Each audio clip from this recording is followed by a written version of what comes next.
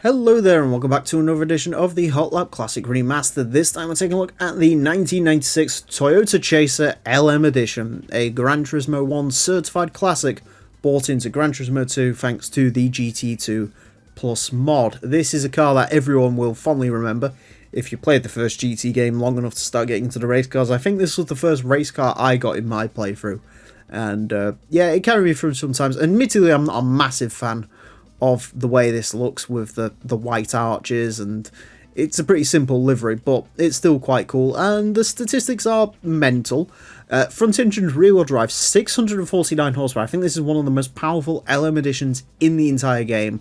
1,260 kilos, it's one of the heaviest LM editions in the game, and it's probably got a massive turbo on it, so I'm not expecting this to be drivable, but we'll see. It'll get 6 laps of the Motorsports Land tracks at the best time it possibly can. Our current leader is the Mainz Lancer Evolution 5, a 28.209. I think this has got the power to compete with that car.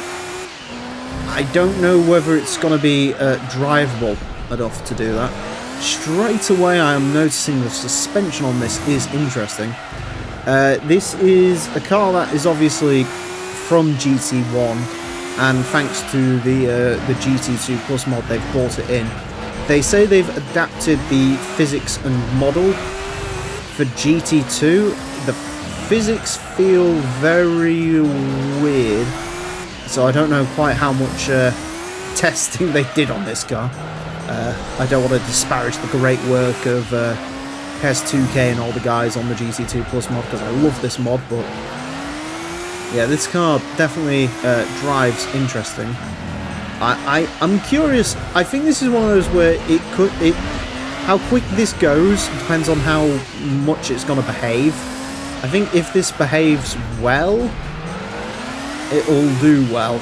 You can feel it on the brakes when you're braking and the rear end just sort of wants to step out on this thing. It's definitely reminding me of GT1, and I'll be honest, I hate the handling in GT1.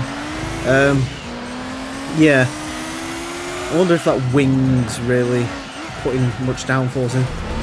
This sort of looks like a car that a 6-year-old, if you ask a 6-year-old what his dad drives, he'll probably say oh, it's an M5 Beta with 1,000,000 horsepower, and he draws something like this, and then his dad shows up and it's actually just like a regular Chaser. Not disparaging the Chaser, you know, oh, it's a 4-door Cooper. But, be honest, even you Chaser fans have to admit the Chaser is a rather generic looking thing. It's sort of definitely the thing a child could draw. Who am I kidding? If you ask a child to draw a car these days, his dad would drive a RAV4 or a Hyundai Tucson if he's really unlucky. Yeah, my god, the turbo on this thing. The turbo is mental, the speed is unreal. It's just not a quick car, really. I mean, I think this can fall into the category of, if it was on a normal racetrack, this might be quick. Unfortunately, this is not a normal racetrack it's on. It's in the Hot Lap Classic, and as a result, it drives not great, would be the operative term I think I'll go with. Please keep yourself under control with your giant turbocharger. Long enough to see the checkered flag, please. 28.991. It just sneaks into the under 29s, which is good. I think. I don't think I could do much more than that. It's a cool car, it's just far too powerful.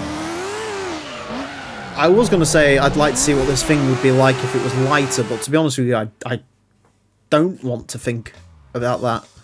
I think it'd be terrible if it was lighter. 28.991 will put it in to 7th place.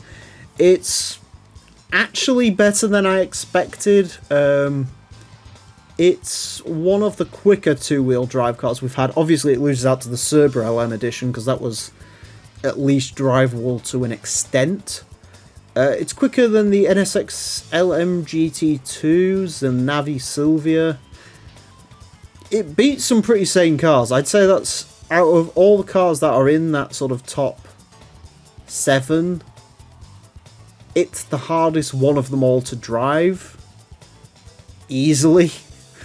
But you can't deny the pace, and it's good fun. You know, it's good fun to drive something that's a bit, you know, mental like this from time to time. Anyways, that's it for this episode. Thank you all very much for watching, and join me next time when I'll be driving something a bit more sane.